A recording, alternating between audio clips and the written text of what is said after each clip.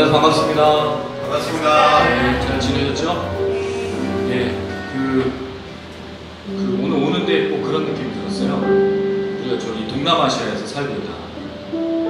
스콜처럼 비가 막 내렸다가 또 사라졌다가 점점 우리가 동남아시아로 가는 그런 좀 느낌인데, 저는 이런 기후의 변화들을 보면서 우리 늘 종말을 생각하잖아요, 말세를.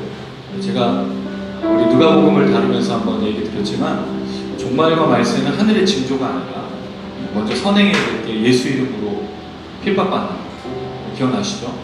그래서 말세의 징조의 중요한 부분은 예수 이름으로 핍박받고 있는가, 그리고 그 예수 이름이 온전히 전해지고 그 예수가 우리에게 심판과 또 구원을 오신 그 날이라는 것을 저희가 기억해야 될 필요가 있습니다. 그것을 꼭 기억하면서 우리가 살아갈 때 이런 여러 가지 환경과 상황이 우리를 지치게 하고 또 어렵게 하지만, 우리는 주님의 은혜로 또 그 주님의 사랑으로 또 예배하는, 또 말씀을 나누고 기도하며 찬양하는 귀한 시간 되었으면 좋겠습니다. 한 번 더 이렇게 인사를 하면 좋겠는데요. 하나님은 당신을 정말로 사랑하십니다라고 축복해 주시면 좋겠습니다. 하나님은 당신을 정말로 사랑하십니다. 아멘. 예, 좀 뭔가 되게 그 기운이 좀 없고 피곤한 우리 이제 일상이지만, 그 주님의 은혜를 생각하면서, 사랑을 또 은혜를 생각하면서 함께 찬양하고 고백했으면 좋겠습니다.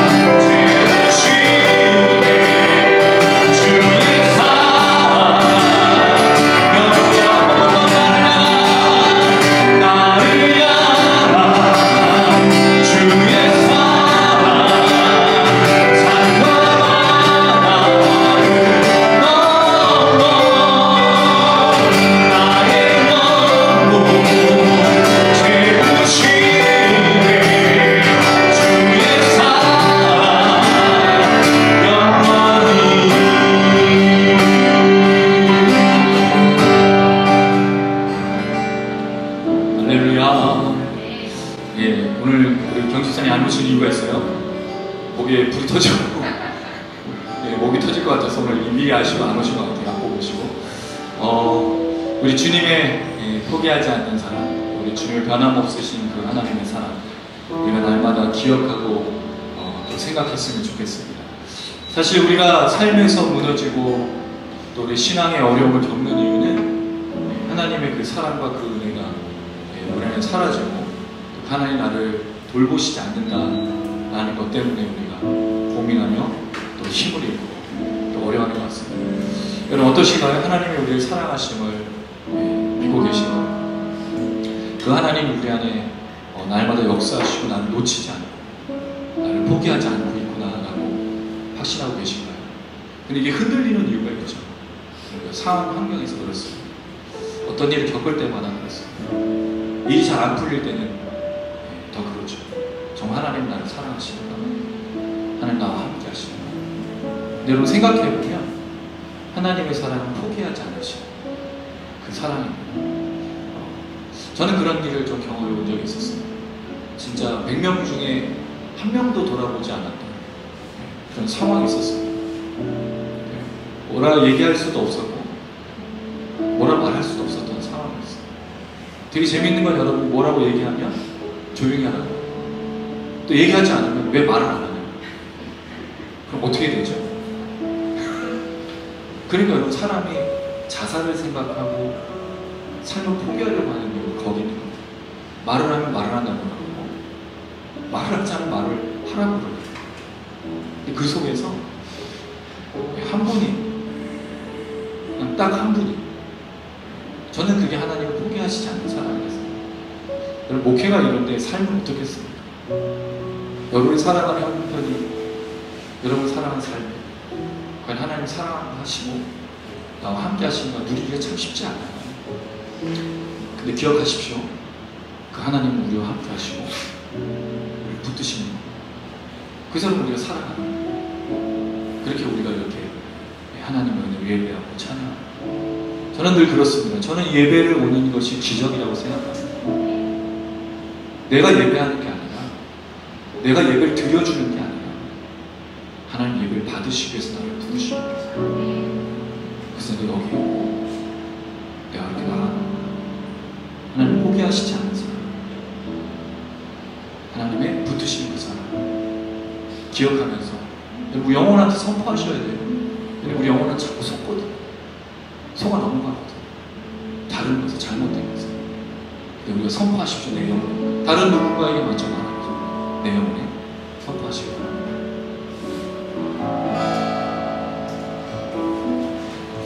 변함없으신 주 경배드리네. 내 영혼을 구세주 변함없으신 주 경배드리네. 날 위하여 주신 분 십자가 그 위에서 아픔과 고통을 날 구원하시기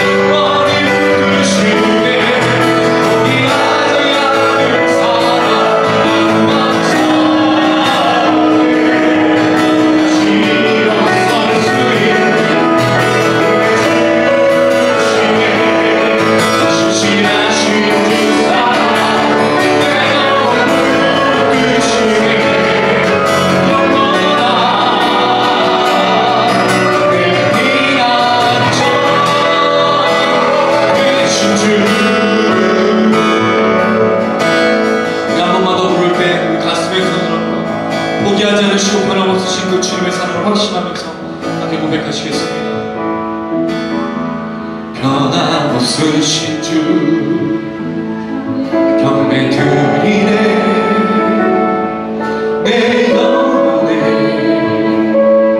구세주 변함없으신 주 경배 드리네.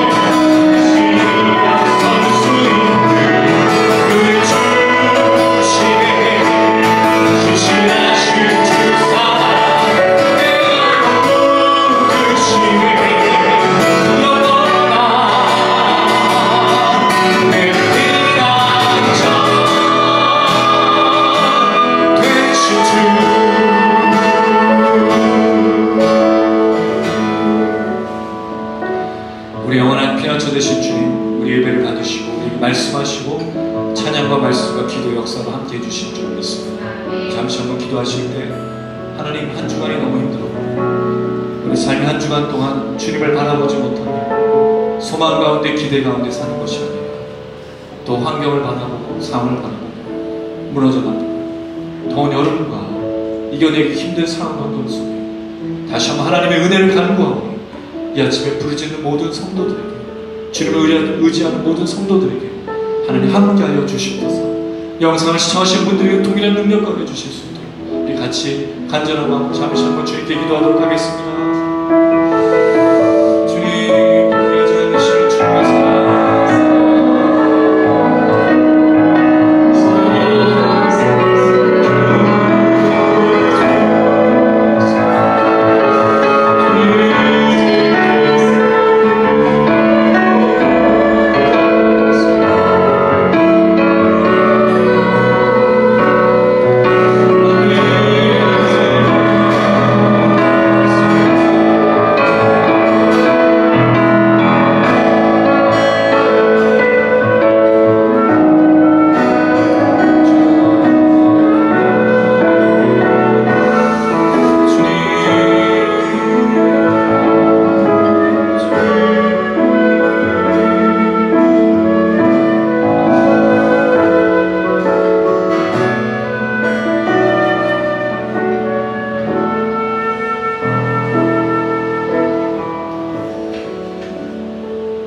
우리를 대표해서 최혜빈 자매의 기도 부탁드리겠습니다.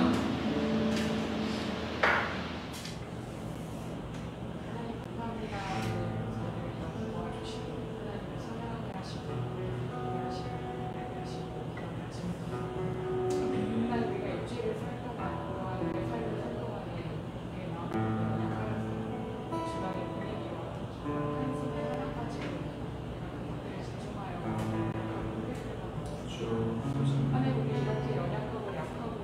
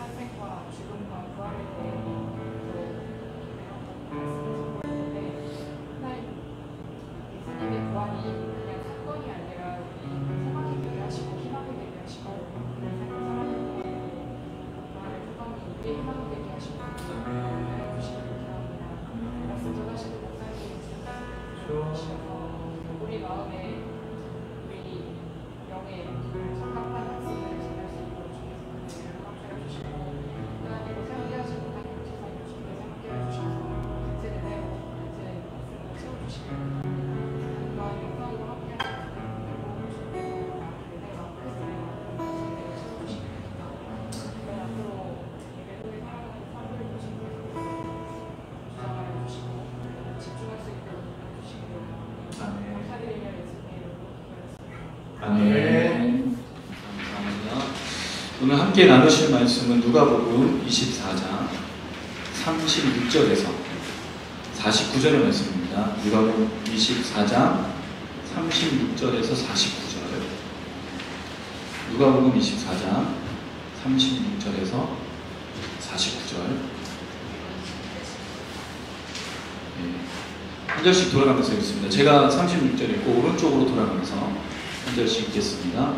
이 말을 할 때 예수께서 친히 그들 가운데 서서 이르시되 너희에게 평강이 있을지어다 하시니 예수께서 이르시되 어찌하여 두려워하며 어찌하여 마음에 의심이 일어나느냐.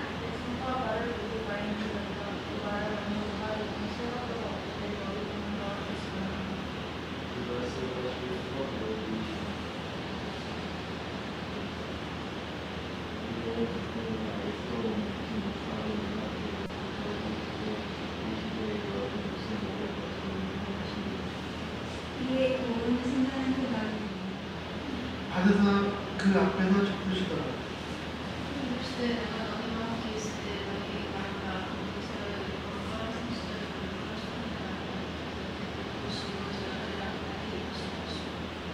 이에 그들의 마음을 열어 성경을 깨닫게 하시고 또 이르시되 이같이 그리스도가 고난을 받고 제3일에 죽은 자 가운데서 살아날 것과 남은 구절은 교독해서 읽겠습니다. 제가 47절이고요. 48절 읽으시고 49절을 같이 읽겠습니다. 또 그의 이름으로 죄사함을 받게 하는 회개가 예루살렘에서 시작하여 모든 족속에게 전파될 것이 기록되었으니 너희는 이 모든 일의 증인이라.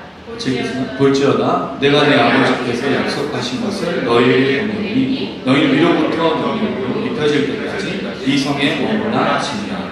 아멘. 네, 준비하신 내용을 찬양하시면서 드리겠습니다.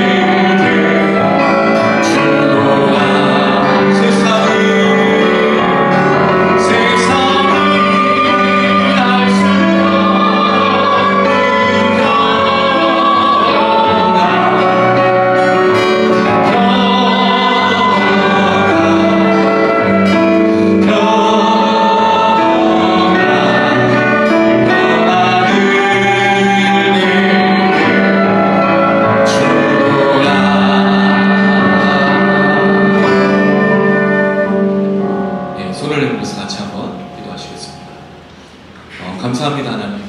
또 저희가 함께 모여서 예배드리게 하시고 또 찬양하며 이렇게 함께 말씀 나누고 예물을 드리게 하심을 감사드립니다.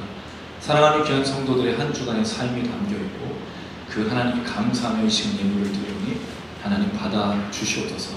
하나님께로부터 온 것 하나님께로 돌려드리는 날마다의 우리의 삶의 고백이 될 수 있도록 하나님 축복해 주시고 성령으로 역사하여 주시옵소서.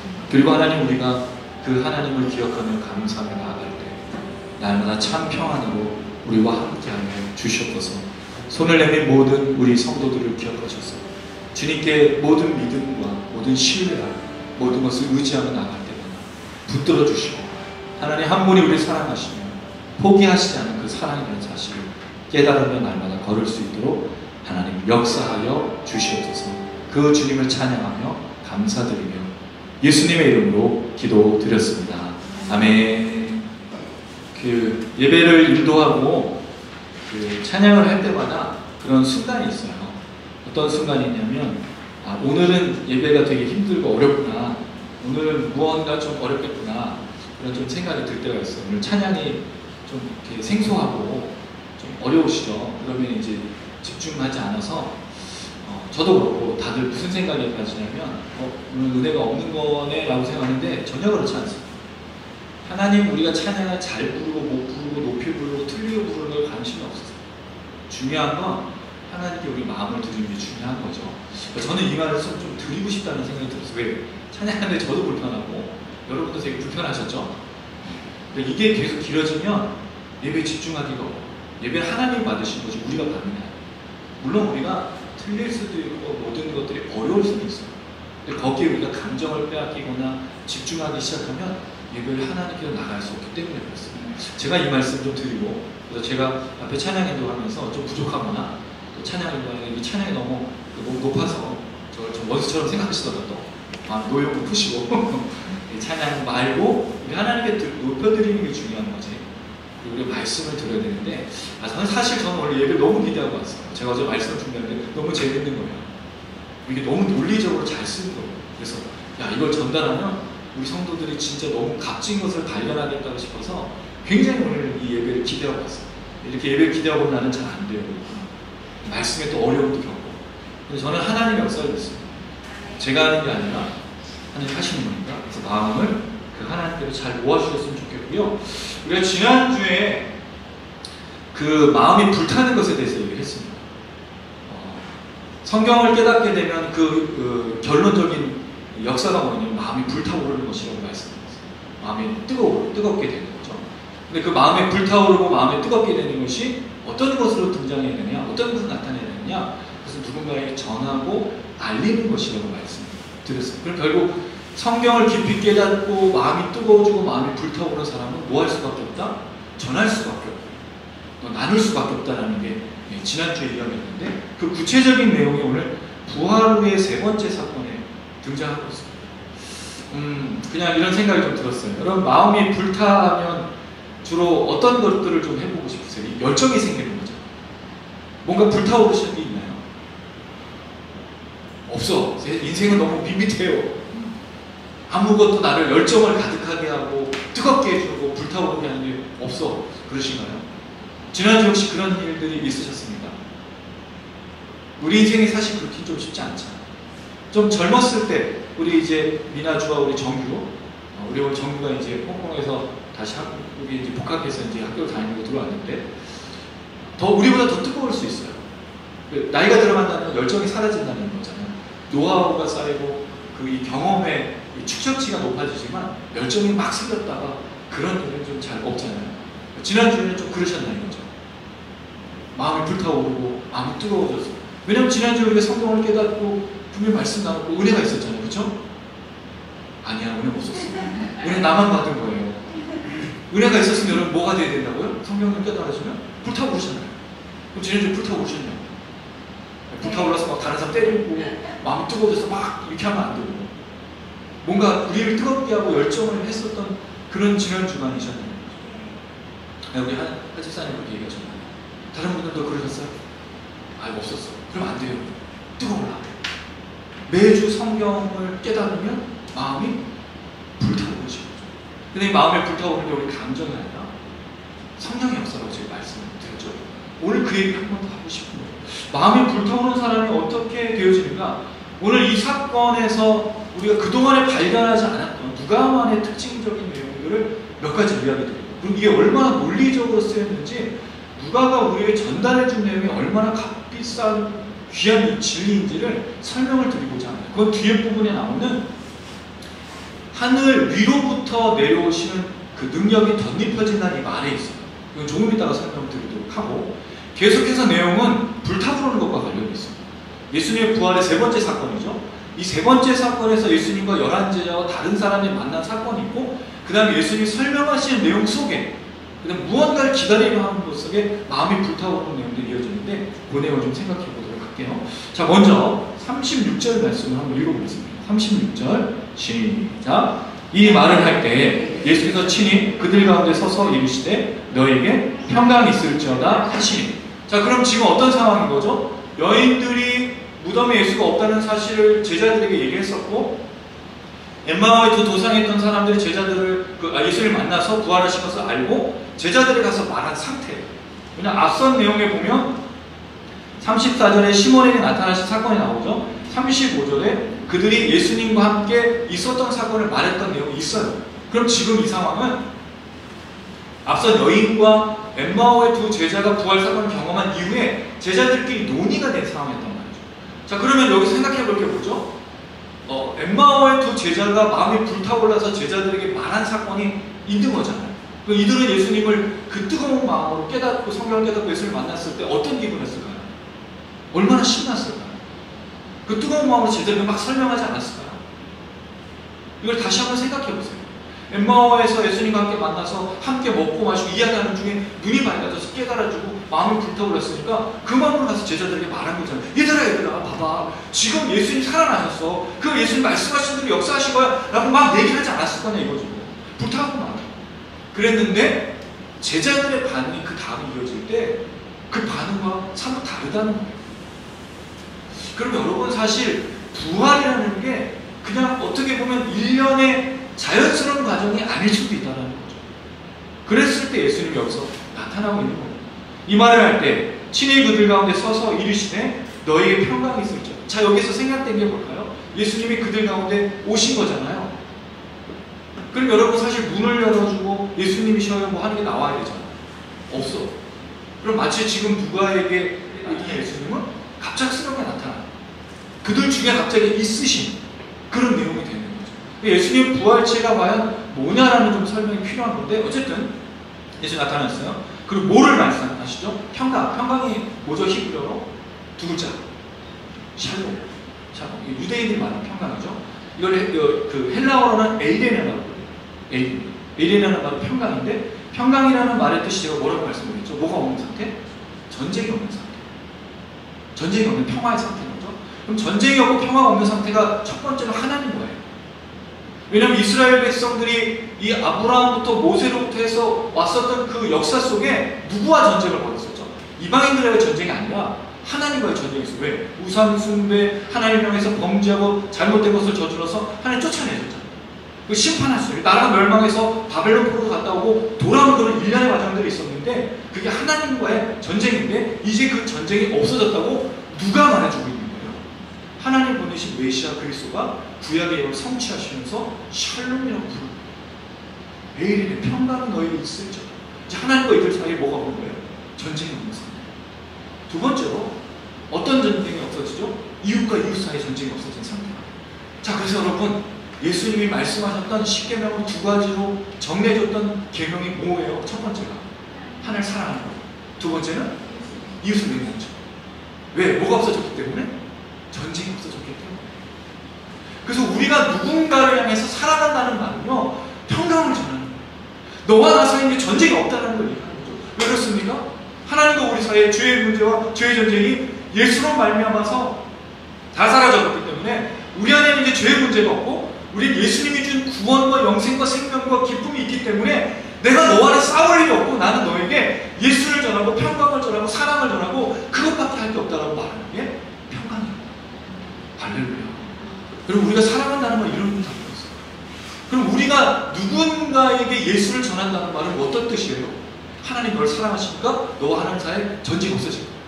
구원받을 거예요. 또 너와 나 사이에도, 너와 다른 사람 사이에도 전쟁이 없어진 상태로 계속 이루어질 거예요. 여러분, 만약에 우리가 이렇게 예수의 은혜를 받고 누군가에게 전쟁이 없어진 상태를 증명하고 전하고 나눈다면 그 사람에게 뭐가 임하겠냐면 평강.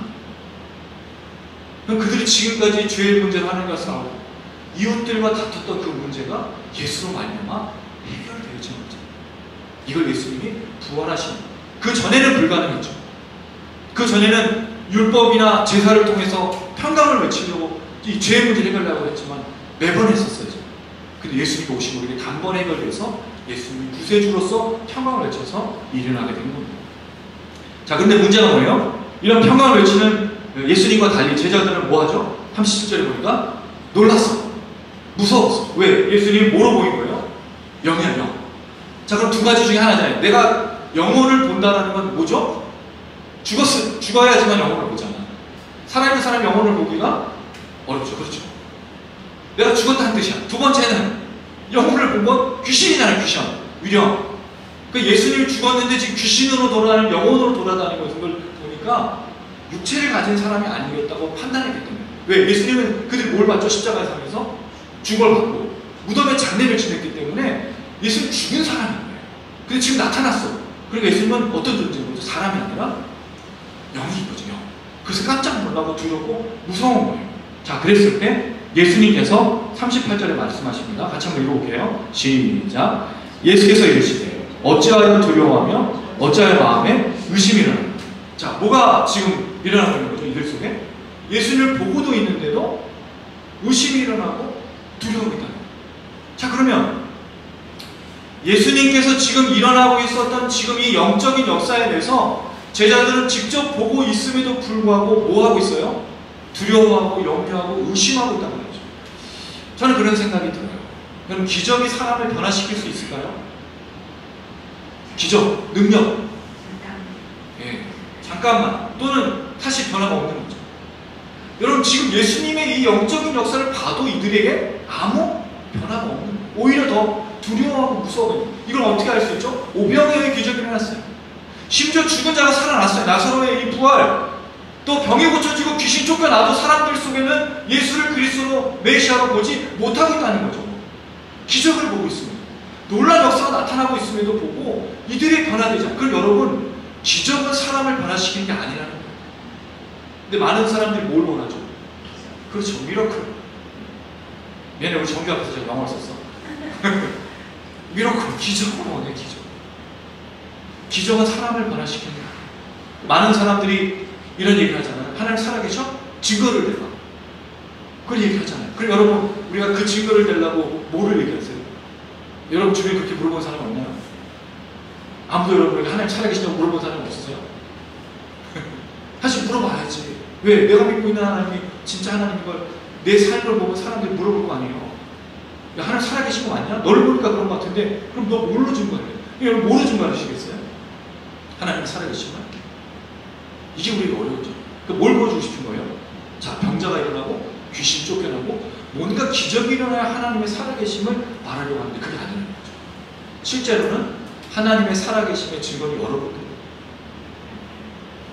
우리가 하나님의 살아계심의 증거예요. 왜? 우리 누굴 믿고 있어요? 하나님.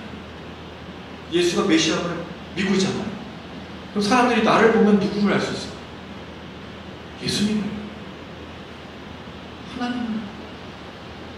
근데 우리가 증거와 증인이 안 되고 있다는 게 문제인 거죠. 사실 우리가 하나님의 살아계심을 증거하는 제일 중요한 증인들 아니에요. 왜요? 우리가 이 성경의 66권의 말씀을 믿고 있잖아요. 그리고 그 예수가 나의 구세주라는 걸 믿고 있잖아요. 여러분, 이러한 믿음만큼 더 중요한 게 어디 있어요? 뭘 더 보여줘야 돼? 내가 기적이잖아요. 내가 죄인에서 구원자, 하나님의 자녀가 되는 게 기적이잖아요. 그럼 사람들이 나를 보면 누구를 알 수 있어야 돼요? 예수?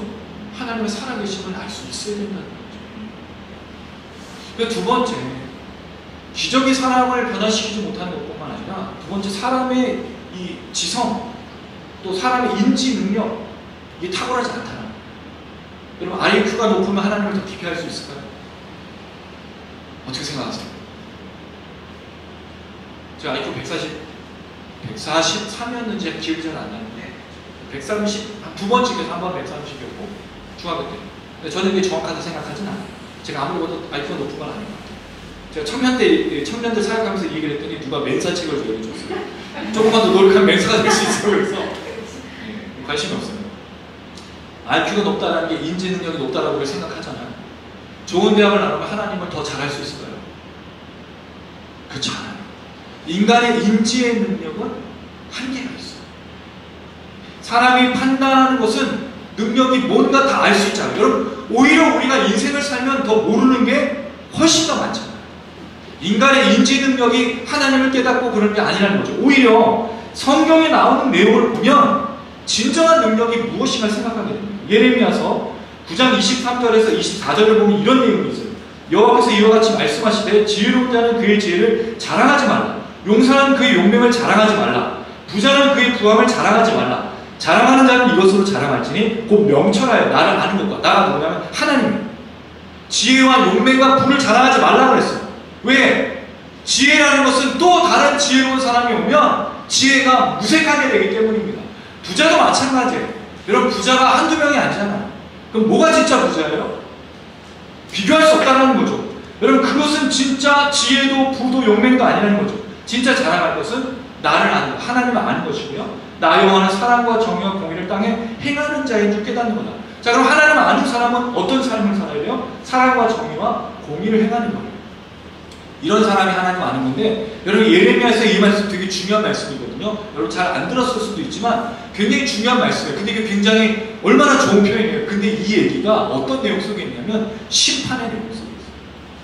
이스라엘 백성들에게 너희가 자랑하지 말라고 하는 것은 그냥 하는 게 아니에요. 자랑하면 하나님 심판하겠다는 뜻이에요. 놀랍게도 이 역사가 어떻게 일어나고 있냐는 거죠.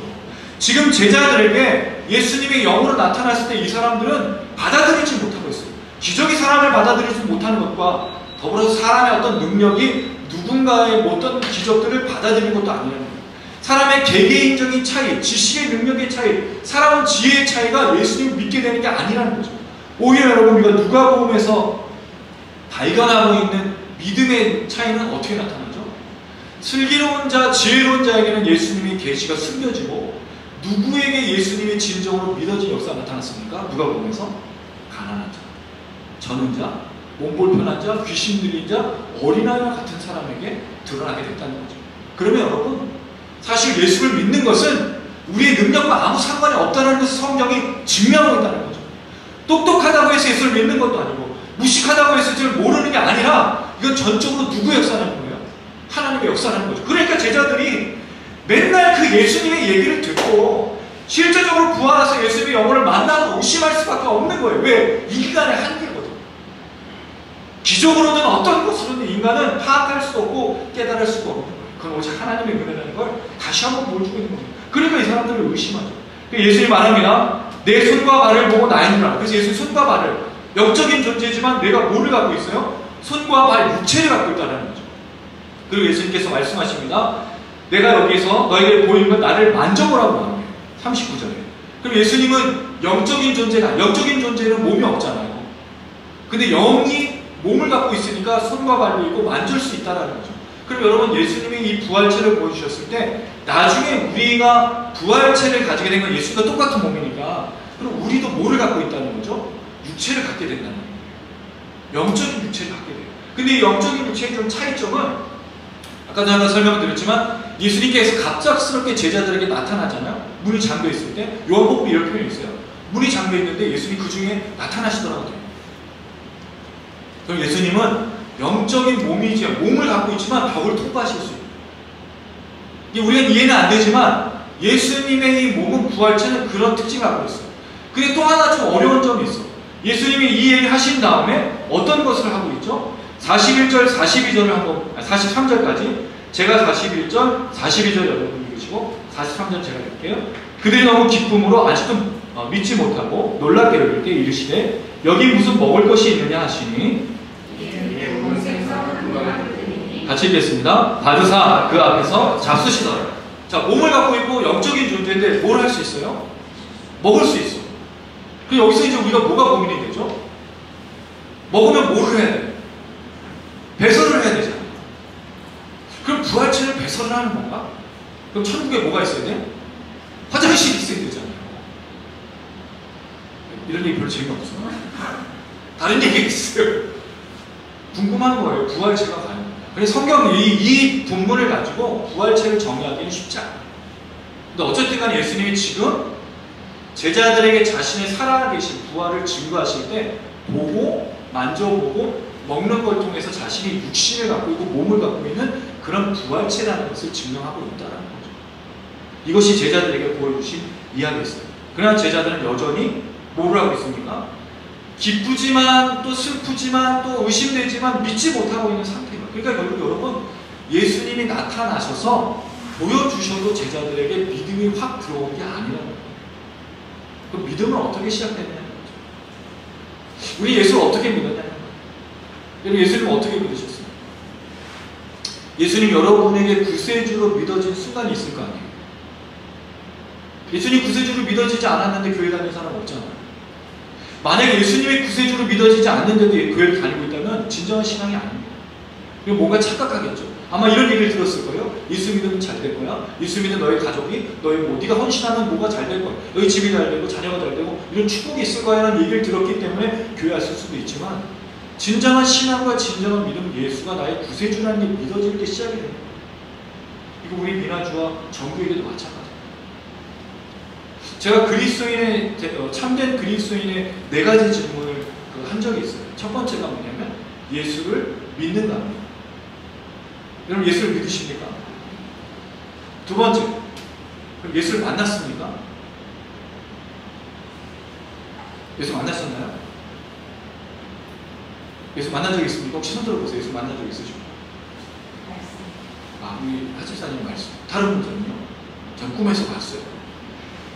따뜻한 그 기분이 저를 이렇게 감쌌어요. 어떤 신비한 경험을 만났던 걸 얘기하잖아요. 그게 아니에요. 세 번째, 이 질문이 중요해요. 예수는 누구냐는 거죠. 예수를 믿고 예수를 만났는데 그 예수가 누구인지가 결정될 때 믿음과 만남이 어떤 건지 설명할 수 있어요. 예수가 누구냐가 무슨 뜻이죠? 예수가 구세주라는 뜻이에요. 예수가 구세주라는 말이 무슨 뜻입니까? 죄인을 구원하시는 자. 우리 찬양했죠? 그가 희생당하고 그가 고난당해서 내가 구원받은 것을 얘기하고 있어요. 그럼 예수를 만난 사람들의 공통적인 특징이 뭐냐면 자신이 죄인이라는 걸 깨닫는, 자신이 죄인이라는 걸 깨닫지 않는 한 구세주가 필요하지 않기 때문입니다.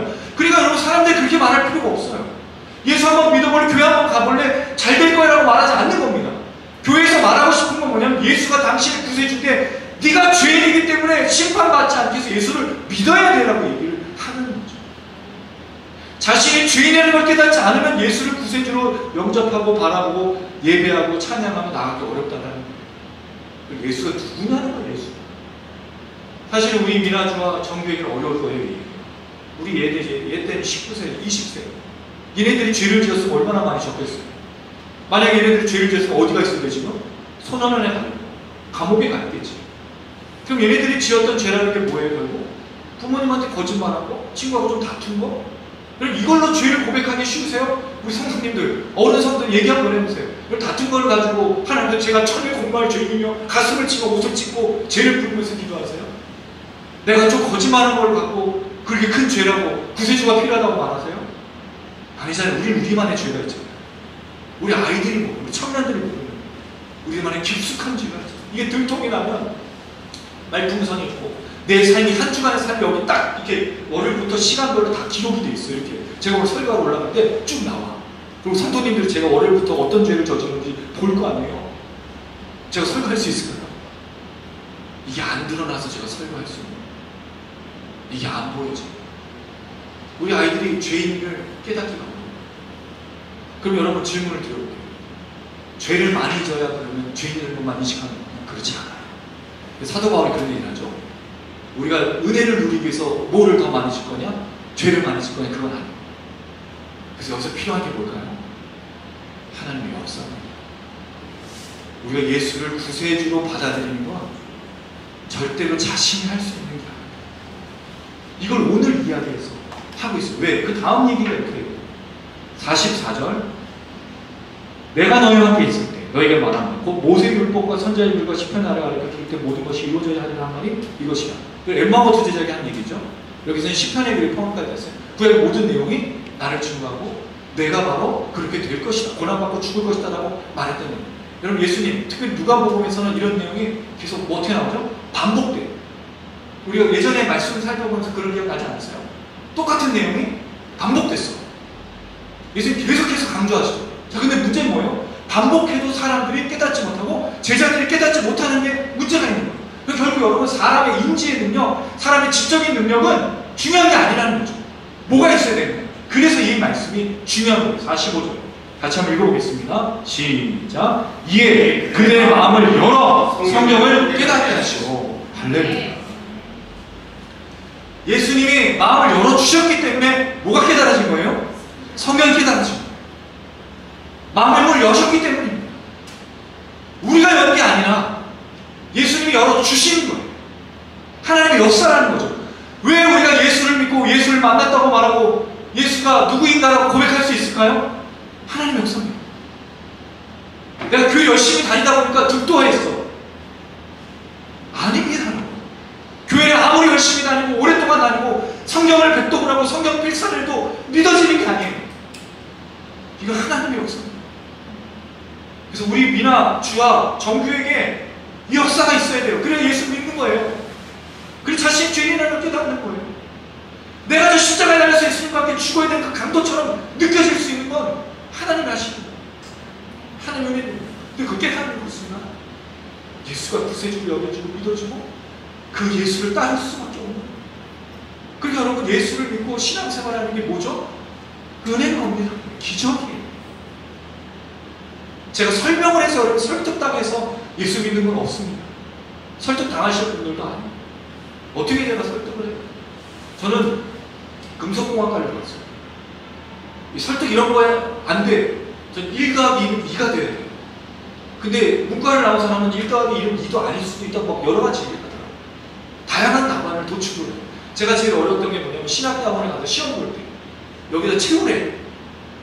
뭐를 채우라는 거예요. 저거잖아요. 논술이니까. 기억이 나는 것만 딱딱 요점을 정리해서 딱딱딱 해가지고 몇 글자 적었더니 쓸데없는 거 빈칸에 넘어가. 그래서 처음에 이제 공부를 잘 못할 때 교수님 그동안에 수고하셨고요. 그거 쓰기도 했었어요. 죄송해요. 근데 공부를 열심히 안 한 건 아닙니다만 박사과정까지 하고 있으니까 열심히 한 거 맞아요. 근데 참 어려웠다는 거죠. 설득으로는 여러분 제 한 명도 예수를 믿게 할 수 없어요. 예수는 상술이 아니거든요. 기적입니다. 마음을 열어 성경을 깨닫죠.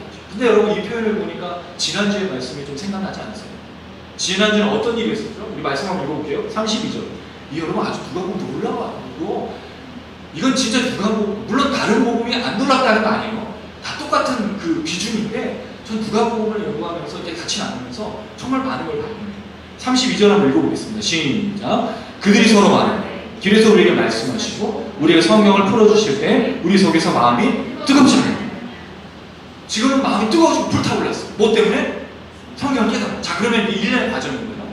마음이 열어져야 성경을 깨닫게 돼요. 어떤 역사가 있나요? 마음이 불타오르요. 와, 이게 그리스도인에게 나타나는 역사예요. 마음이 열어지면 성경이 깨달아져요. 목사님 설교를 잘해서 봐요. 이런 감동이라는 걸 착각하지 마세요. 감동, 우리가 은혜 받았다는 건 뭐 감정적으로 뭐 목사님이나 누군가의 얘기를 듣고 뭐 그런 것 때문에 그 은혜 받았다는 건 그건 하시 않아요. 제가 볼 때는 정확한 표현은 성경이 깨달아져야 은혜가 됩니다.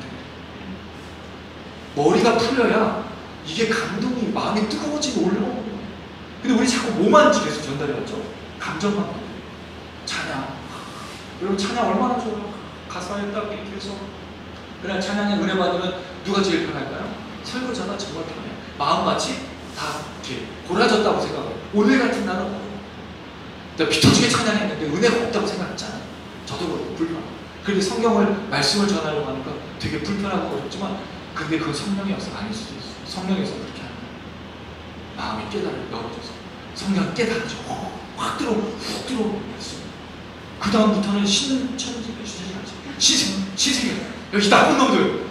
이게 새로운 말씀, 새로운 세상 이거 우리 거잖아요. 성경에 있는 거 새한 것에 다 이 나쁜 놈들이 시천지해가지고 가져가 버렸어. 얼마나 이게 새로운 세계가 열려요. 성령의 마음이 열어져. 하나님의 은혜. 그 성경이 깨달아졌어. 성경이 깨달아지니까 뭐가 올라온 거예요? 불타오르기 시작. 성경이 깨달아진다. 예수가 누구시고 막 이게 막 한순간에 막 들어오는 이 역사를 말해줍니다. 하나님의 은혜 역사가 어떻게 이루어져 가고 있는 줄 설명하고 있습니다. 자, 근데 지난주와 달리 한 가지 내용이 여기 더 포함되고 있습니다. 그게 뭐냐? 46절, 47절이에요. 같이 한번 읽어볼게요. 시작. 또 이르시되 이같이 그리스도가 고난을 받고 제3일에 죽은 자 가운데 살아날 거니와 또 그의 이름으로 죄사함을 받게 하는 행위가 예루살렘에서 시작하여 모든 족속에게 전파될 것이 기록되었습니다. 똑같이 고난당하고 이것은 성취됐다고 말했는데 한 가지가 더 성취될 거라고 얘기했어요. 그게 뭐야? 그의 이름으로 죄사함을 받게 하는 행위가 예루살렘에서 시작할 모든 족속에게 전파될 것이다. 자, 그런데 여러분 이 구절은 성경 어디에서 찾아봐도 사실은 나타나지 않아요. 회개의 역사가 일어날 것이라는 걸 찾기가 되게 어려워. 그래서 제일 유사한 구절이 어디냐면 요엘서 22장 28절에서 32절이에요. 요엘서 2장 28절 32절 한번 볼까요? 요엘서 2장 28절에서 32절 구약입니다. 구약. 호세아 요엘 이렇게 돼 있어요. 요엘서 2장 28절에서 32절.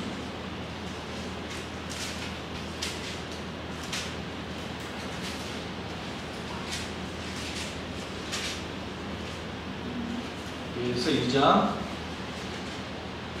제가 못 찾고 있어요. 죄송해요. 2장 28절 32절. 자, 긴 구절인데 이 내용을 그대로 인용한 그 성경이 어디 나오죠? 사도행전. 오순절 성령강림이야. 사도행전 누가 그렇게 했어요? 누가 이렇게 연결해요. 자, 요에서 2장 28절에서 32절 한 절씩 교독해서 읽고 32절 같이 읽을게요. 그 후에 내가 내 영을 만민에게 부어주리니 너희 자녀들이 장래일을 말할 것이며 너희들이 꿈을 꾸며 너희 자녀들은 이상을 볼 것이며 그때 내가 또 내 영을 남중과 여자에게 부어줄 것이며 내가 이전 하늘과 땅에 베풀리니 곧 피와 불과 연기 기둥이라 여호와의 크고 두려운 날이 이르기 전에 해가 어두워지고 달이 빛같이 변하리라. 같이 있습니다. 누구든지 여호와의 이름을 부르는 자는 구원 얻으니 이는 나 여호와의 말로 시온산과 예루살렘에서 피할 자가 있을 것이며 남은 자 중에 나 여호와의 이름을 받을 자가 있을 것이니. 자, 이 구절 중에 앞선 내용은 사도행전에 더 정확하게 성취가 됐는데 32절이에요. 누구든지 주의 이름을 부르는 자는 뭐를 받는다고요? 구원. 이게 회개가 연결된 거죠. 이스라엘 백성들 중에 주의 이름을 불러 회개하는 자에게 구원을 주시겠다는 이 약속의 말씀을 지금 예수님께서 이 일이 성취될 것이다. 그리고 누가복음에 지나 사도행전에서 실제로 오순절 성령 강림 때 주님의 이름으로 부르짖는 자들이 구원을 받는 일들이 나타나게 된 거예요. 자, 여기에 한 가지 중요한 작업을 해야 됩니다. 누구든지 주의를 부르는 자, 이 요엘서의 말씀과 누가복음 사도행전을 잇는 아주 중요한 내용이 그 다음이에요. 이게 오늘 핵심 포인트인데 앞에서 너무 설명을 많이 해서 시간이 별로 없지만 빠르게 얘기를 해보도록 하겠습니다. 자, 여기서 49절을 한번 읽어볼게요. 49절 읽겠습니다. 시작. 볼지어다 내가 내 아버지에게 약속하신 것을 너에게 보내리니 너희는 위로부터 능력으로 낮춰질 때까지 이 성에 머물라 하시니라. 누가복음 24장 49절은 다른 본문에는 없는 본문이고 이 세 번째 나타나는 이 부활 사건의 아주 핵심적인 구절이에요. 내가 내 아버지께서 약속하신 것을 너에게 보낼 것이다 라는 말이 나와요. 근데 여러분, 우리가 누가복음을 살펴보면서 이 내용은 나온 적이 없습니다. 약속하셨다는 내용을 한 번도 예수님께서 말씀하신 적이 없어요. 물론 성령에 대한 내용이 누가복음에 굉장히 많이 나옵니다. 근데 오히려 약속은 누가 했죠? 요한복음에 나와요. 요한복음 14장, 15장, 16장, 17장에 보면 보혜사 하나님께서 오셔서 너에게 가르치고 전하게 하고 하는 내용들을 말해주고 있어요. 그럼 누가는 사실 말하지는 않았는데 약속하는 것을 기다리라고 말한 다음에 이렇게 이 약속하는 것을 설명합니다. 위로부터 능력으로 입혀질 때까지. 자, 위로부터라는 말이에요. 위로부터. 그럼 약속은 어디로부터 오는 거예요? 위로부터 오는 거예요. 자, 이 단어는 누가복음에 한 2번 나와요. 이걸 이 본문에 한정돼서 신약에 한 번만 나오는 구절 뭐 이런 식으로 얘기를 하고 있는데 하팍스 레고메나라고 불러요. 하팍스 레고메나 부르는 신약복음에 하는 거 아니면 누가복음에 한 번만 나오는 그런 단어인데 위로부터는 누가복음에 이렇게 나옵니다. 자, 위로부터 능력으로 입혀질 때까지라고 해서 위로부터가 나오는데 누가복음은 어디에서 이 위로부터가 나오냐? 1장 78절입니다. 1장 78절 제가 읽어드릴게요. 1장 78절 이는 우리 하나님의 긍휼로 인함이라 이로써 돋는 해가 위로부터 우리에게 임하여. 위로부터 뭐가 임하냐면 돋는 해가 임하는데 하나님의 긍휼로 위로부터 은혜가 하나님의 해가 내려진다라고 얘기를 하고 있습니다. 근데 놀랍게도 여러분 1장 78절 이 내용 앞구절 77절에 어떤 내용이 나오냐면 죄사함으로 말미암는 구원이 나와요. 오늘 24장 49절에는 뭐가 나오죠? 47절에 죄사함을 받게 하는 회개예요. 그럼 여러분 위로부터 뭐가 오는 거예요? 능력이 임하고 약속한 것이 오는데 죄사함을 받게 하는 구원과 죄사함을 받게 하는 회개가 온다는 거죠. 그럼 하나님의 능력이 사람들로 하여금 죄사함을 받을 수 있도록 회개 역사, 구원의 역사, 능력의 역사로 나타나게 될 것이다. 그럼 결국 위로부터 오는 것이 뭐냐면 하나님의 구원과 회개의 능력이 온다는 거예요. 그 회개는 우리가 하는 게 아니라는 거죠. 회개는 우리가 하는 게 아니라는 거죠. 하나님의 긍휼이고 하나님의 자비고 하나님께서 회개하게 하시니까 그래서 구원의 역사가 있는 거예요. 그게 또 똑같죠. 마음이 열어지는 것도 하나님의 역사고, 성경을 깨닫게 하는 것도 하나님의 역사고, 회개하는 것도 하나님의 역사라는 거죠. 이것이 위로부터는 약속하신 하나님의 능력이라고 말하고 있어요.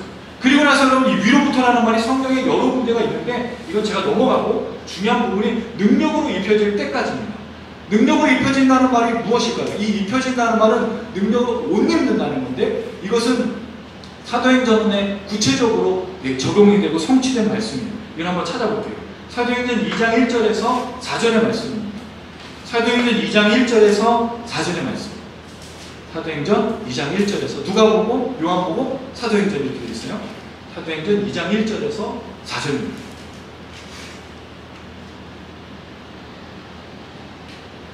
1절 4절까지 우리 한 목소리로 읽겠습니다. 사도행전 2장 1절에서 4절.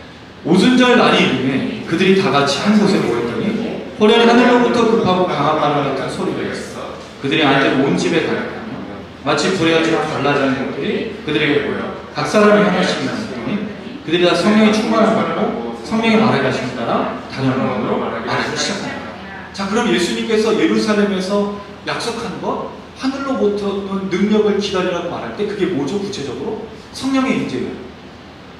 자, 그럼 이게 성령의 임재가 되려면 뭐가 일어나야 되죠? 죄사함에 이르는 회개가 일어나야 위로부터 오는 하늘의 능력이 바로 성령의 임재라는 것이 되는 거예요. 자, 무슨 말이냐면 오늘 이 49절을 해석할 때 위로부터 능력이 임하여질 때까지를 우리 주로 그냥 바로 성령이라고 얘기하잖아요. 성령이 임하신 사건으로 보는데, 정말 성령이 임하신 사건이 위로부터 오는 하늘의 능력이 되려면 47절에 말하고 있는 죄사함을 받게 하는 회개가 성령을 통해서 일어나야만 된다는 거죠. 그래야 누가가 말한 약속하신, 예수님이 약속하신 것이 오순절 성령 강림과 연결이 되고 사도행전과 연결이 되는 아주 중요한 연결고리에 있다는 거예요. 여러분, 성경은 이렇게 쓰여 있는 거예요. 대충 읽고 이게 성령이고 이게 하나님의 능력이라고 말하면 안 된다는 거죠. 반드시 증거가 있을 때, 증거가.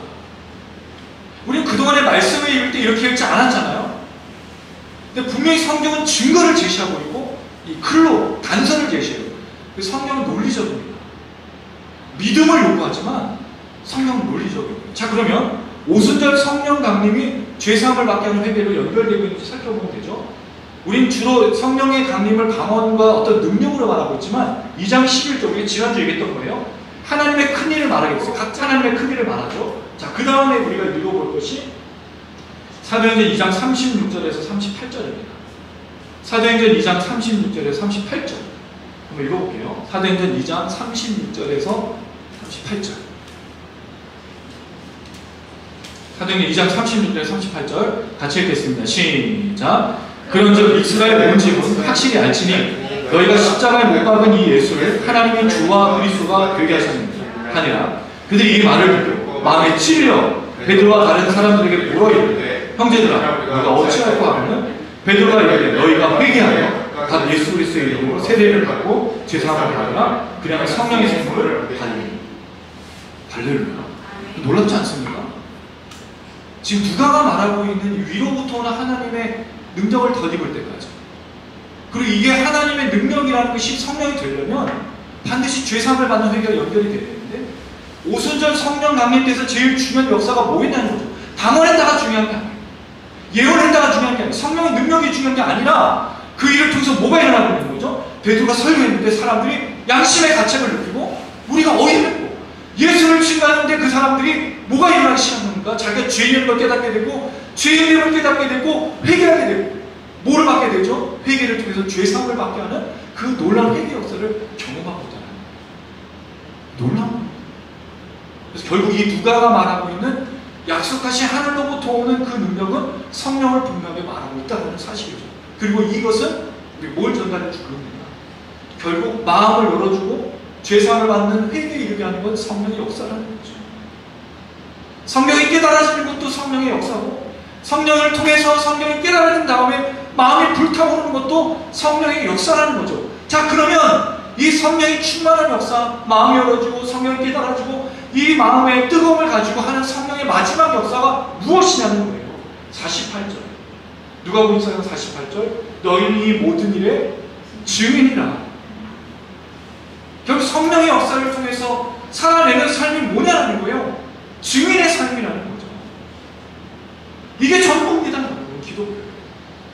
이게 부활하신 예수께서 3번이나 걸쳐서 자신을 이야기하고 성령의 성취를 이야기하고 제자들을 만나서 부활을 증거한 이유는 나의 증인이 되어서 이 땅의 모든 사람들이 죄사함을 받는 회개에 이를 수 있도록 그렇게 증인으로 살아달라고 부탁하는 것이 이 말씀의 취지고 목적이고 의도였다는 겁니다. 그럼 여러분, 우리는 어떤 삶을 살아야 되냐는 거죠. 성령을 통해서 마음 열어줘 성령을 깨달으셔야 되고, 성령께서 우리에게 성령을 깨닫게 하셨으면 마음이 불타올라야 되고, 그 불타오르는 마음으로 어떤 삶을 사는 겁니까? 예수를 증거하고 전하는 그런 삶을 살아야 된다는 거죠. 이것이 사실은 우리가 오늘 누가복음을 통해서 부활을 통해서 경험할 수 있는 하나님의 말씀인 겁니다. 말씀을 뵙겠습니다. 지금까지 예수님은 3번에 걸쳐서 제자들과 여자들과 엠마오의 2 조상에 있는 사람들을 만났습니다. 그 부활을 증거하신 목적은 성령을 주셔서 마음을 열어주시기 위함입니다. 그 마음을 열어줌을 통해서 어떤 일을 하죠? 성경을 깨닫게 되고 자신의 죄임을 깨닫고 예수를 구세주로 여겨지는 그 구원과 생명의 역사를 경험하게 됩니다. 그리고 나서 그 역사가 어떻게 불타오르는 삶을 살고 예수를 전하고 예수를 말하고 예수 외에는 아무것도 보이지 않고 예수가 너무 좋아서 살아가는 거예요. 많은 사람들은 예수를 모르지만 나는 예수가 좋다고, 난 예수를 위해서 걷겠습니다, 난 그 예수를 위해서 살겠습니다 라고 살아가는 거예요. 물론 여러분, 이것이 직장을 그만두고 학교를 그만두고 교회만 살겠다는 것과 다른 겁니다. 그건 틀린 거예요. 오히려 세상에 나가서 예수를 안 믿는 사람들에게 예수를 전하고 그 불타오르는 마음으로 부활하신 예수를 전하는 것이 진정한 삶이 아니겠습니까? 그러니까 우리 학생들은 공부 열심히 해야 되는 거죠. 왜 공부 열심히 해야 돼? 잘 먹고 잘 살기 위해서? 아닙니다. 그럼 환상을 깨줘야 돼요.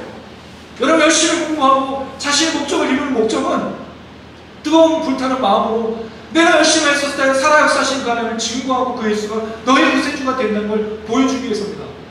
사기치고 공부 안 하고 열심히 안 하는데 좋은 성적을 거두는 것으로 누가 그 하나님을 믿겠습니까?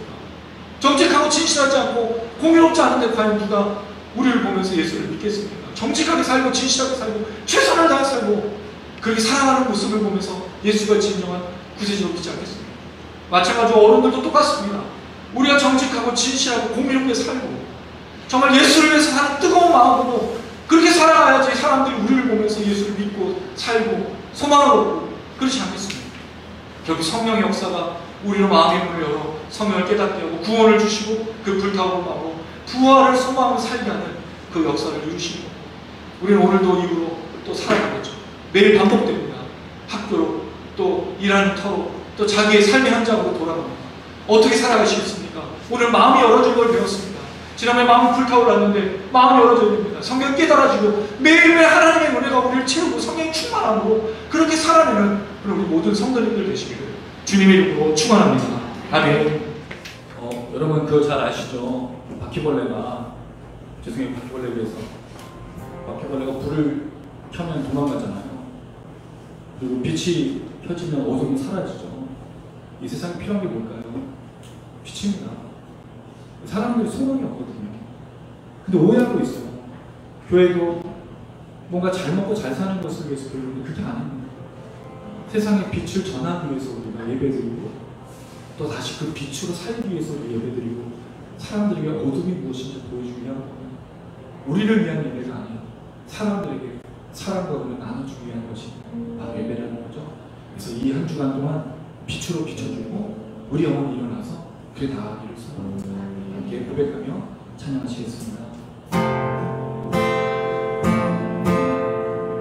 주의 선하심과 진실함을 담기는 원인 그의 빛으로 나가네 그 상품 날마다는 빛을 닮아갈 때 주가 주신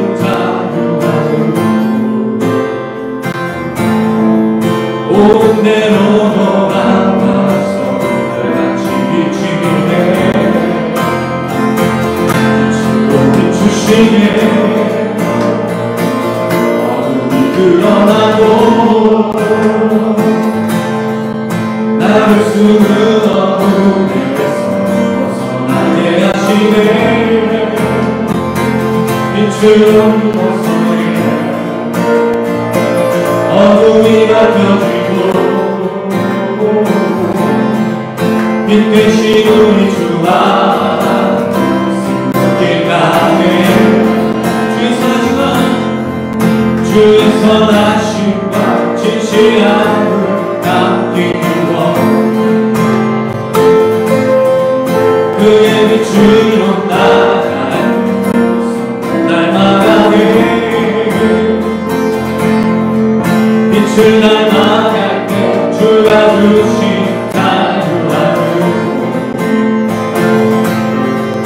옳은 대로 돌아와서 날같이 비치네 하늘을 주가 비추시네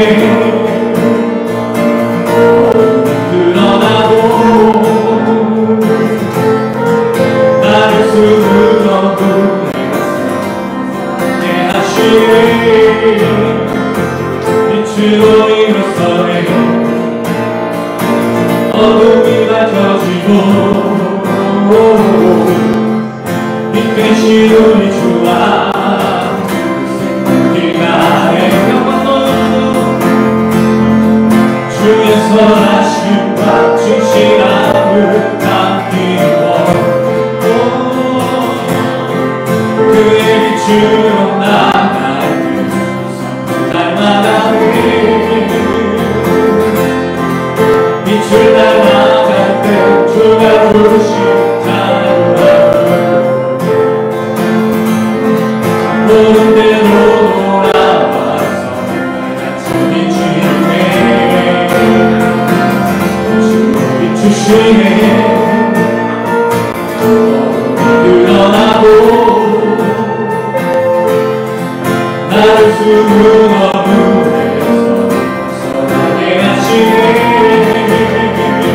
빛으로 일어서네 어둠이 밝혀지고 빛 대신 우리 주와 길 가네 내 영혼아 일어나 주의 빛 바라라 주의 영광이 우리 위에 임하였네 내 영혼아 일어나 주의 빛 바라라 주의 영광이 우리 위에 임하였네 주로 비추시네 어둠이 드러나고 나를 숨은 어둠에서 선하게 하시네 빛으로 일어서네 어둠이 밝혀지고 빛 대신 우리 주와 길 가네 빛으로 비추시네 어둠이 드러나고 나를 숨은 어둠에서 선하게 하시네 빛으로 일어서네 어둠이 밝혀지고 빛 대신 우리 주와 길 가네 할렐루야 빛으로 일어섭니다 빛으로 비추시는 그 주님을 따라 성령과 함께 우리가 날마다 나아갑니다 성령이시여 마음의 문을 열어 우리 마음을 깨닫게 하시고 마음이 불타올라 주님의 증인 되게 하여 주시옵소서 예수 믿는 것이 잘 먹고 잘 사는 것 예수 믿었더니 좋아졌는 그런 헛된 신앙이 아니라 마음이 열어져 성령이 깨달아지고 우리가 죄인임을 깨달아 십자가에 구원하신 그 주님을 믿고 구원받아 그 구원받은 은혜가 너무 감격스러워서 불타오르는 열정으로 예수를 전하는 우리 모든 성도 되게 하여 주시옵소서. 한 주간 살아가는데 우리를 무너뜨리고 우리 넘어뜨리고 괴롭게 하고 헛된 신앙으로 주장하고 여러 환경들이 우리를 낙심하죠. 그러나 그 속에서 우리는 성령의 충만한 마음이 불타오르게 하여 주시옵소서.